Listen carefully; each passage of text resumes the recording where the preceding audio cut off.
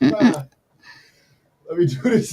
So you have to just, I'm going to put your hand up or something. Yeah, so I'm gonna tell you to go. And when my hand drops, that's when you go, okay? Okay. I'm going to say, you ready?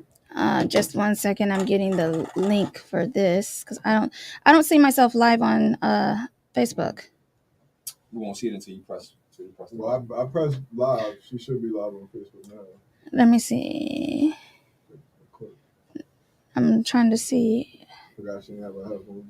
I don't see it. No. Was it Facebook? Mm-hmm. Says you live. I have a green. You do? Okay. So now I just let me save it. Go put this. Where just the share on here goes here. Share on. Okay. It's live on Facebook, live on your YouTube. Okay, so where is... Live on Twitch. Let me see. Where's YouTube? You coming back here or no? Later, before Consequence. So you doing the this. The DJ show is at 5 o'clock. They'll come in like this. 4:30, 4:05. Close this. And they go on Twitch. Share. Their stuff is in there as well too. Is they on the radio? Huh? Are they on the radio? They're gonna do it in radio segments though. They're not radio though, but they do it in segments. Okay. I taught her how to do that. Paste. And paste. And paste. Paste. Paste. Paste.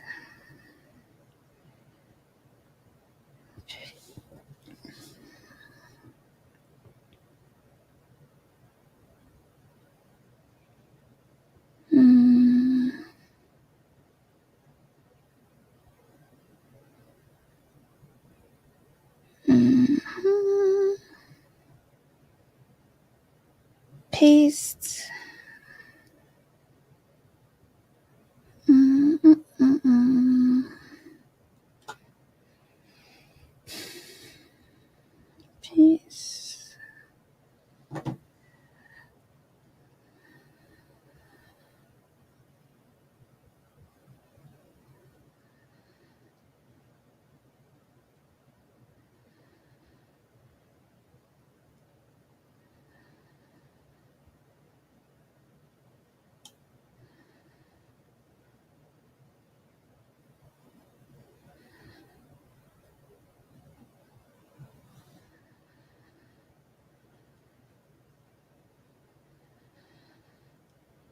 Want me to end the stream? I want you to. No, I'm ready. I'm just sending the links to everybody on my team so that they are watching. That's all I've been doing. I'm just pasting and copying. There's somebody on YouTube watching that. Okay. 2 people.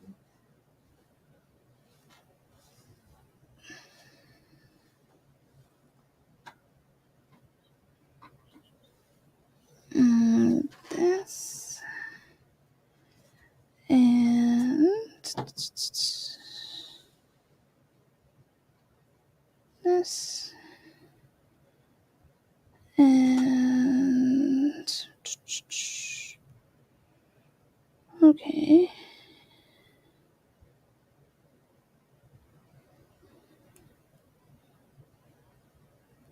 How many? Still the 2 people? Yeah. Okay. That's everybody. So now this, turn all of this off. Okay. Ready? Mm-hmm. Just look at me. I'll look at you so I can see your hand. Keep your hand on the side like that instead of up. You see? No, yeah, and just when you're ready. Mm-hmm.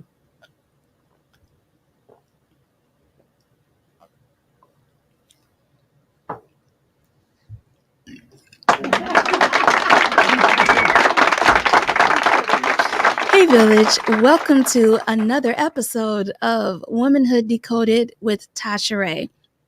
where each week I endeavor to explore the intersections of womanhood, motherhood, and sexuality through the very dope lens of the Black and Latina communities. So, let's get into it. I'm super excited.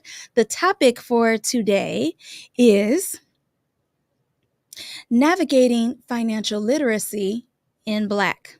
So, as you see, I am all Black from head to toe, and I've done so because I want to communicate that money matters. So let's get right into it. What is financial literacy? Financial literacy, as defined by Wikipedia, is possession of skills, knowledge, and behaviors that allow an individual to make informed decisions regarding money. Financial literacy, education, and financial knowledge are used interchangeably. So let's get into the nitty gritty. Financial literacy 1-on-1. Let's define some terms. Special savings. So a special savings is an account that yields a higher percentage rate on the money that is within the account. Another term to know is investment portfolio. The purpose of an investment portfolio is to collect and maintain various aspects that you have decided to have in your portfolio. So, for example, you might have tech, you might have an asset like gold, or you could have cryptocurrency. Those are just some of the things that can be inside a financial portfolio.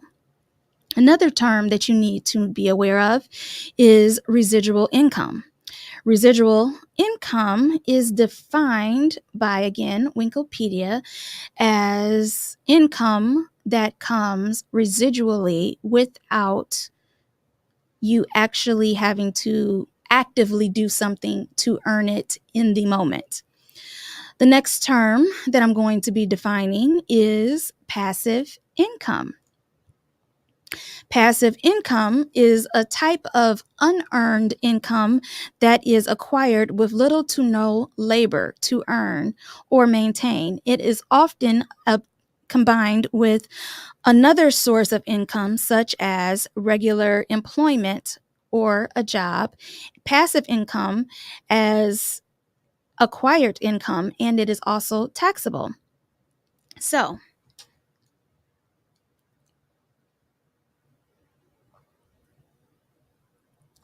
let's talk about money in Black, them versus us. This summer, unless you were under a rock, you are aware of the beef between Kendrick Lamar and Drake. And one of the summer anthems, I feel, towards the end of the summer was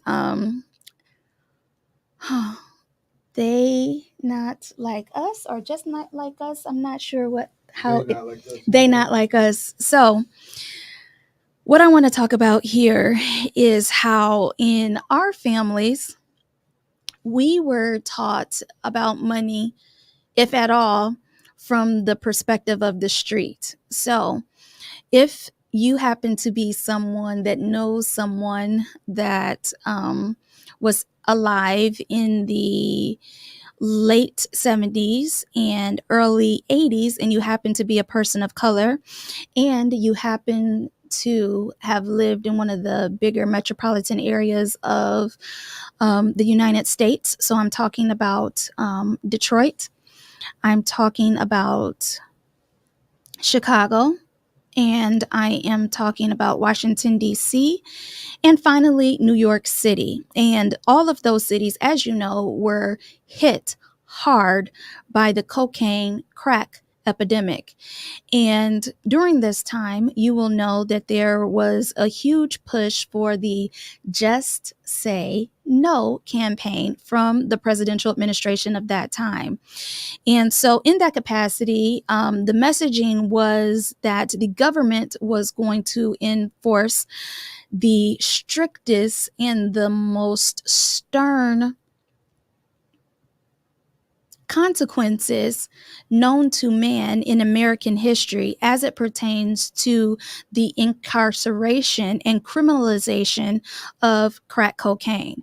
Now, if you are like me, someone that was affected by the crack cocaine epidemic, whether it was someone in your family that utilized narcotics or whether it was someone that you knew, if you were someone that came up during the early 80s or was born in the early 80s like I was, so obviously I am the 40 and above crowd, or the 40 and fabulous crowd, as I like to say, then you know that it was a dark time for our community particularly.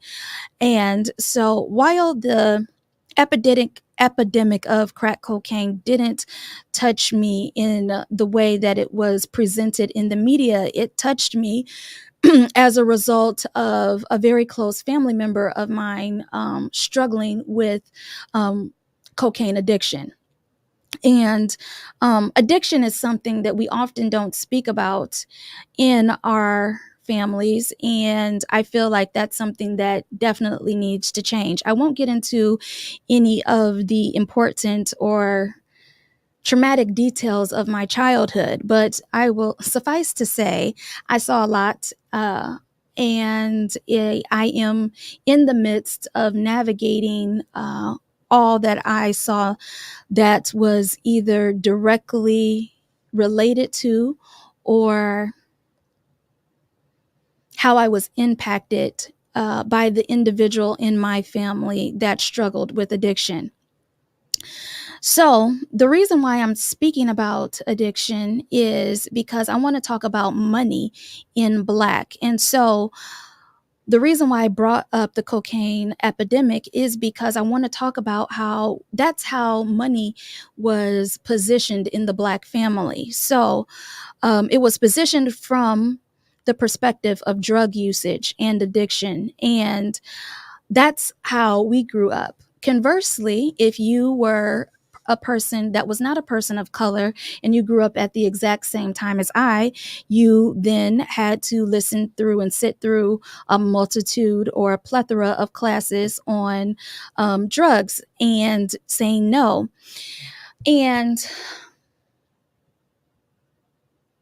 But at home, around the table, the discussion was on terms that I had previously just explained to you: residual income, investment portfolio, special savings. That was the conversation on or around other tables. And I know this because I was often told by either my classmates or my coworkers or just other people in general, what it was that they were discussing at home over the dinner table. And so I quickly became aware of the fact that there was a huge disconnect in how money was discussed. Additionally, in the Black community, what is it that we look forward to when it comes to money? We all look forward to what? Tax season. And for us, it is the one time of year outside of Christmas where if you are in the hood or whatever have you, you are able to be, I guess, hood rich. So you're able to buy flashy jewelry. You might be able to purchase a vehicle for zero down and whatever a month that you can afford. But oftentimes, before the year is even up, that car that you got during tax season, you all know somebody like this, and that maybe it's not you because you're evolved, but the car is oftentimes repossessed the same year that it is acquired. And so that's what's going on in our communities when we are speaking about money. So what I want to do is I want to be a part of the change to shift the narrative. So in order to shift the narrative, we have to become familiar and comfortable with, first of all, acknowledging our past, because if we don't acknowledge our past, we can't move forward. Additionally, we need to acknowledge the trauma that is connected with us as it pertains to our past, as it pertains to how we navigate and think about money. And finally, when it comes to money management or understanding money, we need to get comfortable speaking about money in a positive sense. So I'm talking about what we're not going to do is we're not going to continue to have conversations about payday loans. We are not going to continue to have conversations about what we are going to pawn so that we can attend an event that we cannot actually afford to attend. But we want to basically keep up or have the appearance of keeping up with the Joneses.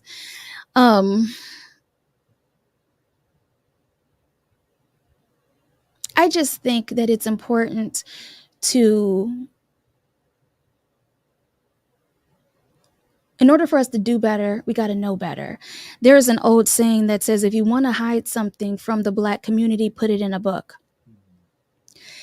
And that's something that really, really, really gets to me, because historically, you will understand that if you know our history, you know that once upon a time here in America, it was illegal for a Black person to be able to read. And we are not so far removed from that. And I want to quickly make a quick deviation into what we are currently navigating politically and socially here in 2024 as it pertains to this topic. So DEI is currently under attack. And if you don't know what DEI is, I would like for you to Google it. So basically, DEI is an umbrella term that is very similar to how affirmative action works. So basically, it is a system that has been put in place to facilitate the empowerment of people of color when it comes to certain sectors. So certain sectors are a lot more competitive to work in than others. So for example, the sector that I work in, media, is one of the most cutthroat, one of the most competitive fields that there is outside of competitive sports. It's a blood sport with no blood. And so I oftentimes get teased, and I like to refer to myself as Captain Accurate. And when it comes to language and the use and understanding of certain terms, I am an assassin. So that is because I am a researcher, and outside of being a researcher, I know how to connect a thought to a concept to then the viewer. And then I'm able to do so in a way that is easily absorbed. So that is my special skill set among a few, some would say.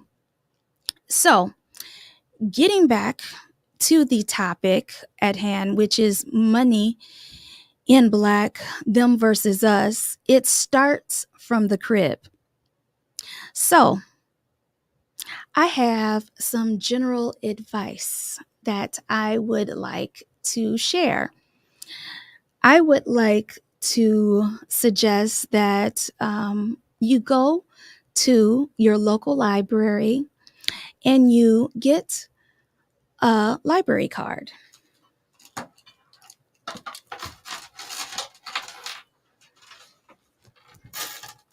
One moment. This is my purse.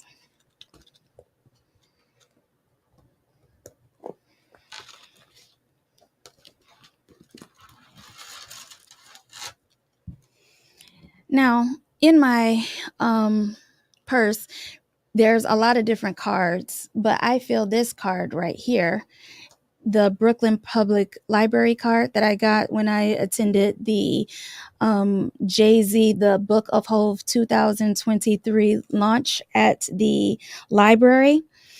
That was the biggest day for the library in history in New York City.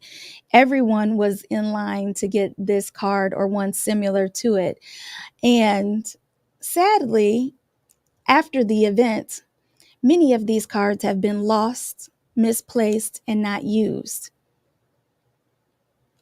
So I'm going to circle back to something I said earlier, which is if you want to hide something from a person that is Black, put it in a book. So my first action step to change the narrative is to utilize your library card. And then I want you to go to the library, and then I want you to go to the finance section. Then I want you to select a book, any book that is of interest, and then I want you to read the book. And then if you are a person that has difficulty reading a physical book, then the Brooklyn Public Library and every library in nationwide, I checked before I came here today, has a companion app. So you can go on your phone, you can type in library, L-I-B, library, and let me see if you can see here. By your face. That's where it'll be focused. Okay, so on here is where you can put in what it is that you are looking for. And you can just go on here, and for Brooklyn right here, let me see, you go right here. If you can the people see it? Yeah.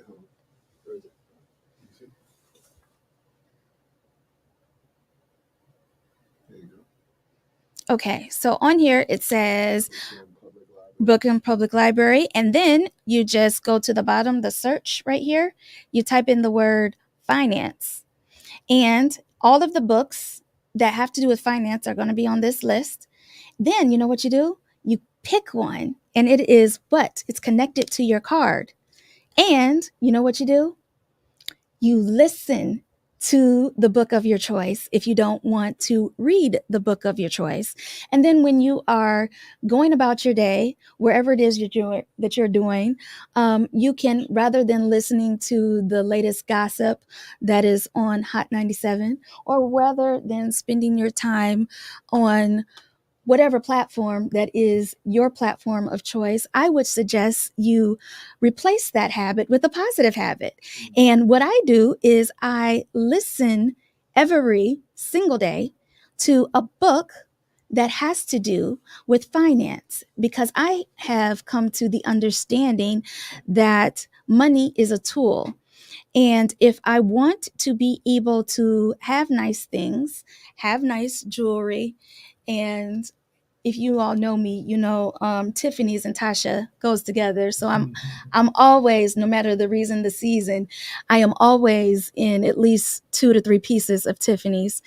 And so if you are like me, and I also always match my accessories, so my shoes, my purse, my phone case, everything coordinates. And today everything is all black. I'll just leave the rest to your imagination.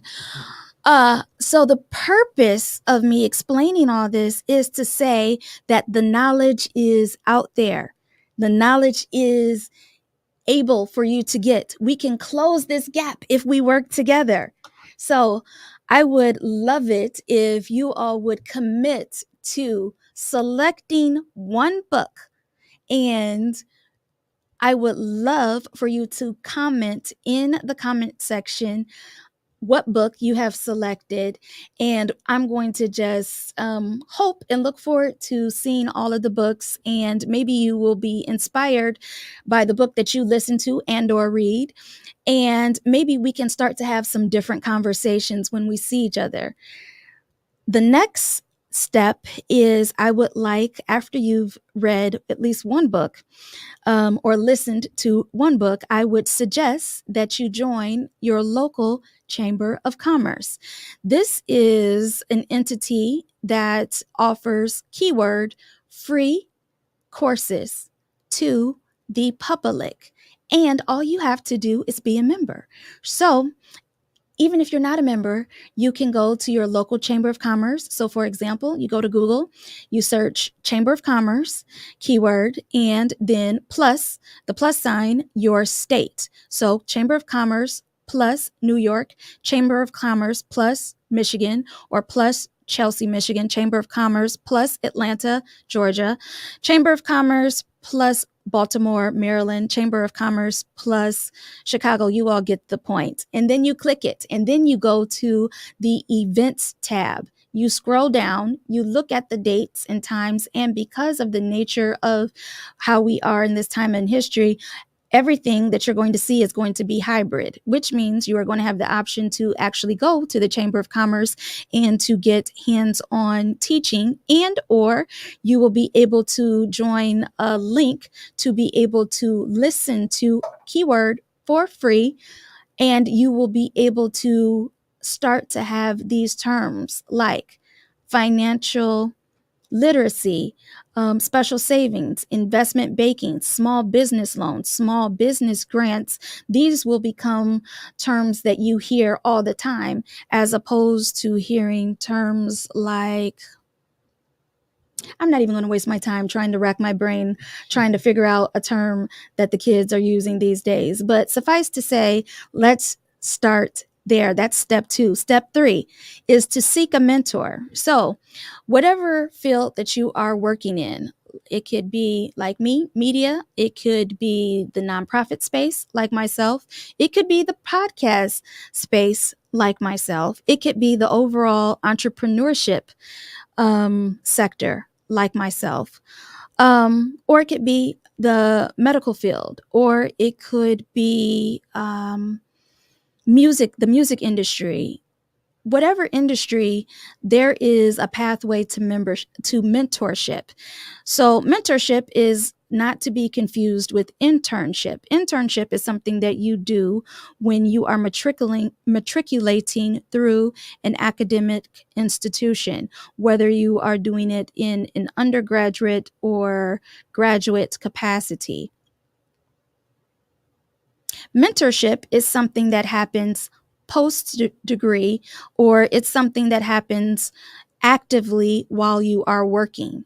So you seek someone that is in a senior position, and then you utilize the words that you learned from your finance book that you read, and you write a simple letter and you say, my name is, I understand that you have fill in the blank, because you're going to do research, and I would love the opportunity to either meet with you in person over coffee, or I would love to have a virtual meeting with you where I can discuss a pathway to mentorship.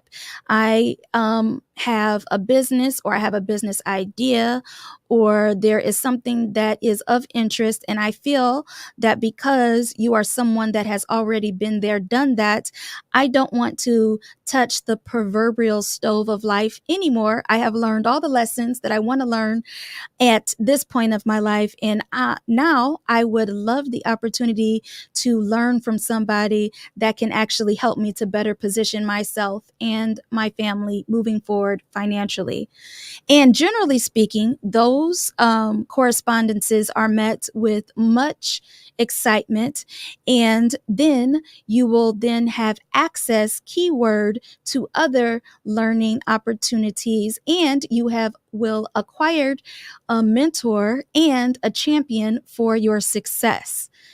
Finally, let's continue to have this conversation. Hopefully, the things that I have shared today have struck a chord. And if they haven't struck a chord, that's okay. Because listen,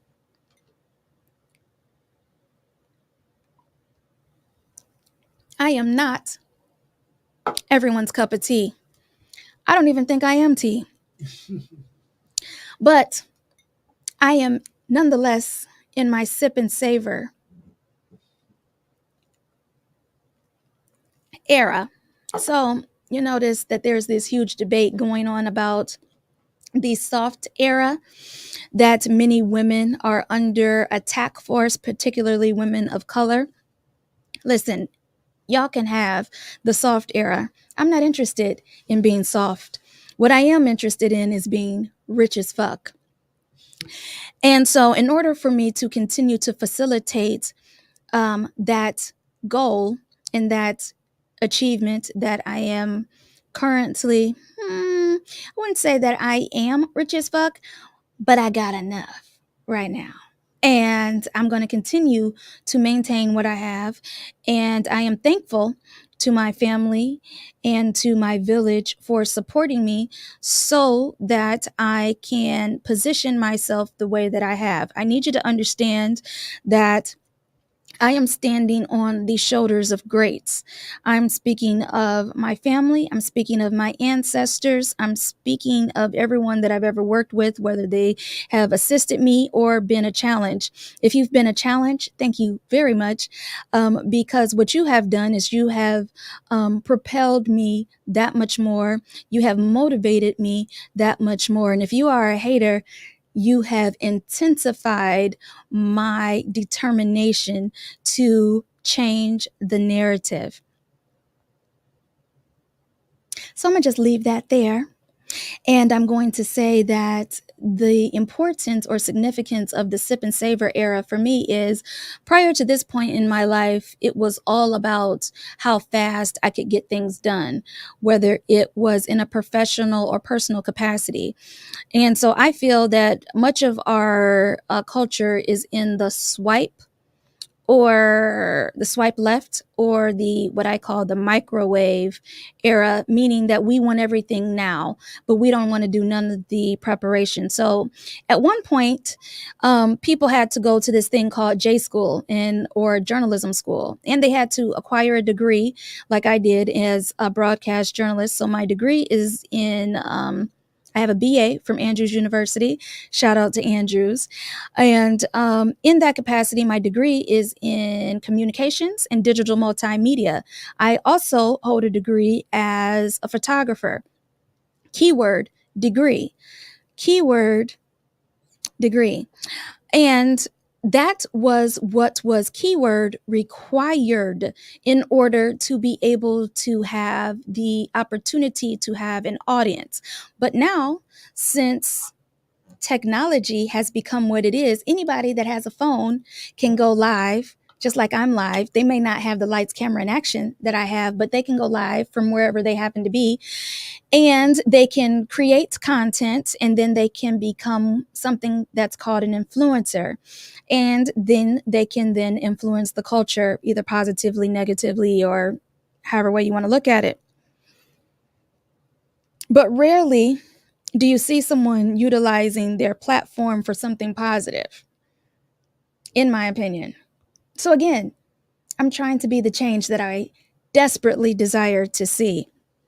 So hopefully you will continue in this conversation with me. And finally,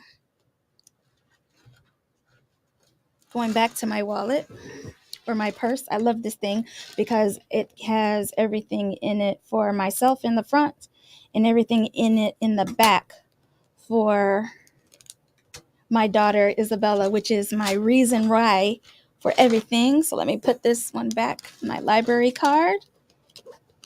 Let me get these two cards out. Let me cover the important part on here. Okay.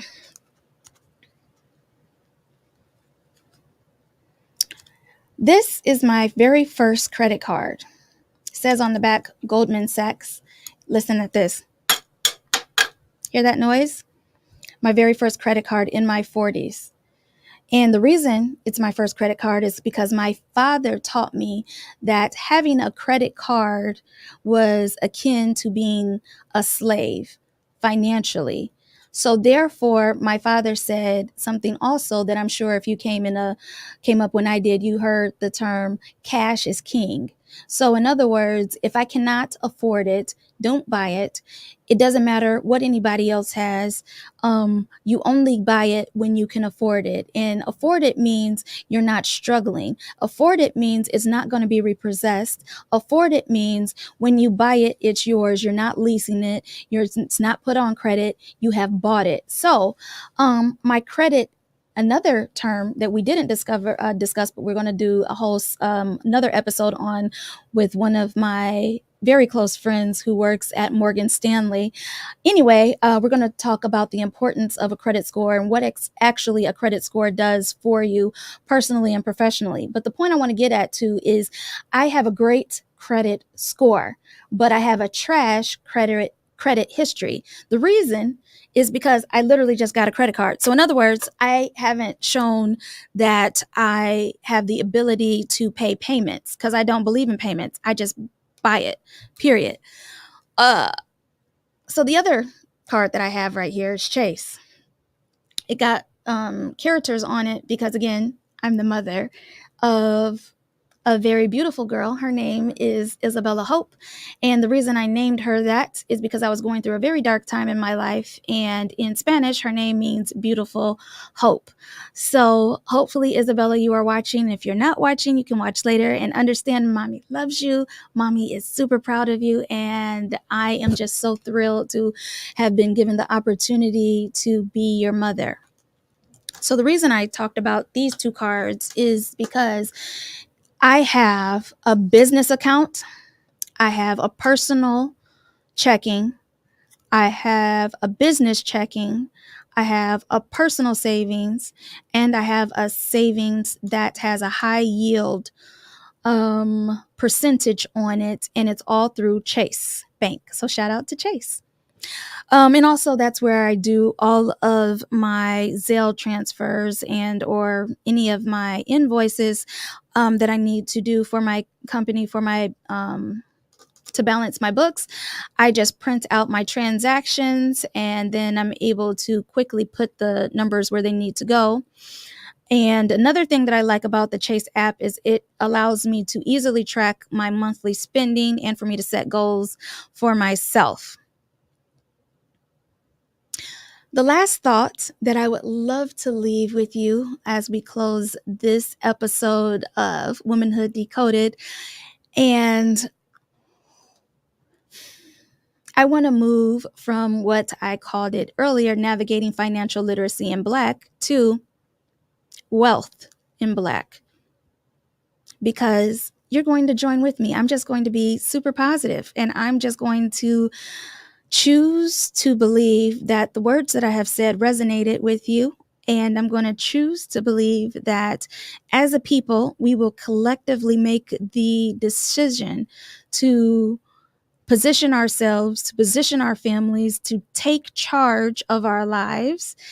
And that we will, at the end of the day, when it comes to navigating our own finances, we will, when we ever have the opportunity to spend, we will think strategically and we will buy Black everything. When I say Black, I'm not just talking about the color Black. I'm saying that if you want to buy a candle, go on Instagram, put in candle, put in your location, find a Black company and buy your candle from a Black company. Do that for everything in your life. Stop buying things from big stores like Amazon and Target for things that you can easily, keyword easily, do and just purchase by buying Black. So just doing that little thing is going to generate income for somebody else. And it's also going to start to change the narrative that we as Black people, number one, not everybody, a lot of people, their assumption of us, which is true, because a fact is a fact, we are the only people or minority group in America that refuses to work together financially. So what I mean by that is a lot of us, once we get to a certain financial place, we all will either open up a foundation, a company, or whatever it is, and it'll be the Tasha Fund or the Tasha Foundation or whatever have you, rather than just looking to somebody that already has a thriving foundation that could use an infusion of cash. But in our community, we like to attach our names to it because of ego. And then this has been further perpetuated by the idea from slavery. Walk with me, people, that we cannot trust other Black people. So if you notice, you will see here, specifically in New York, that all of the Black car services are mainly driven by the Indian population that is here in New York. And so what the Indian population has done is they have come together and they have brought their monies into a unified pot. And they have purchased vehicles and they drive myself and the other people that are like myself around in the city, and that's their hustle. But as you notice, they are doing it in unison. So therefore, the money that they make is not just for one Indian family, it's for the Indian community, keyword community. Another community that works together with money, if you are in New York City or if you are in California, you will note that anything that is of any financial value is owned by the Jewish community. So again, they strategically work together, and whether it is residential property or commercial property, they put their money together, and therefore they are able to have a strong say in how things work here in New York City.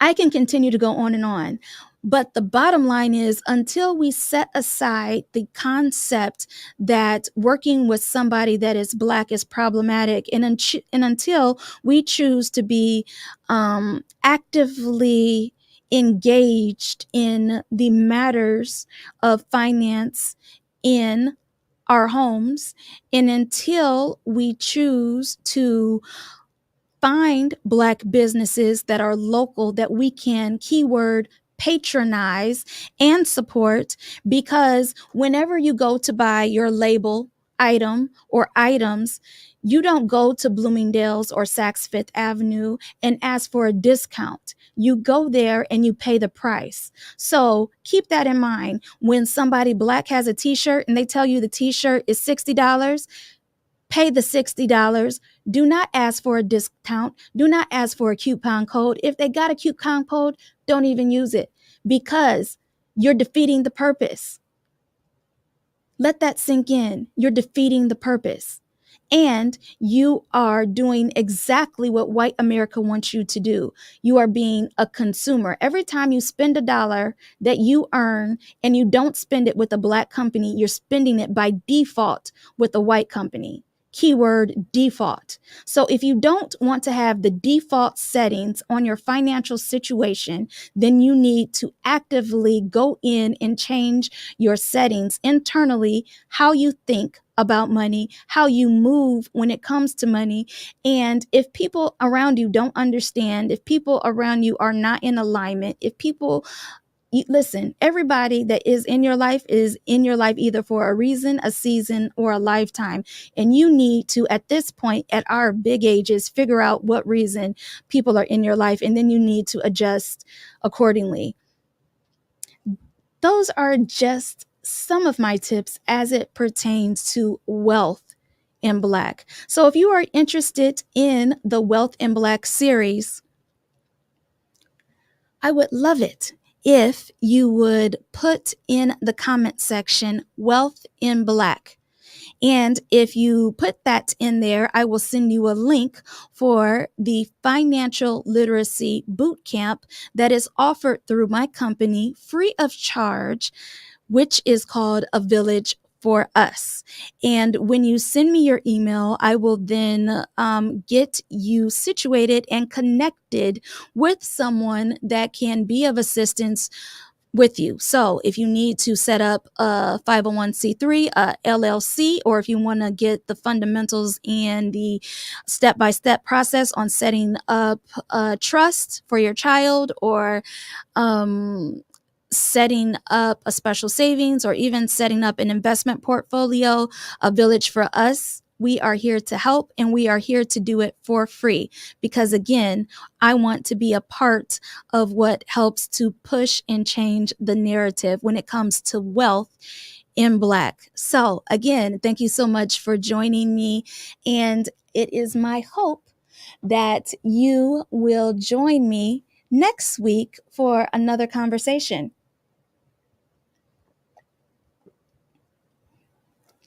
I have an exciting guest coming up, hopefully next week in studio. So you won't just see me, you'll see somebody sitting in the other chair next to me. And again, if you haven't done so yet, go to whatever platform, or just go to Google, type in Womanhood Decoded, scroll down, pick one of the platforms, because I'm on every platform as it pertains to podcasting, and pick one that's on your phone that's already downloaded, and then write me a review.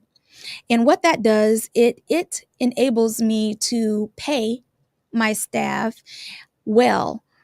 And it's important that I pay my staff well, because I want to present an elevated experience for you all that choose to be a part of A Village for Us, which is my online community and my boutique social services agency. So thank you so much for joining me for another episode of Womanhood Decoded, and welcome to October. We have been waiting for you. We are so excited that we are able to transition. While I loved the heat of the summer, I am super excited to wear all of my accessories and to bundle up and to be super sexy and fly going into the fall of 2024. Again, thank you for your time, for your attention, and it's your girl, Tasha Ray, the host of Womanhood Decoded, where each episode I endeavor to explore the intersections of womanhood, motherhood, and sexuality through the very dope lens of the Black and Latina community. I'll see you all next time.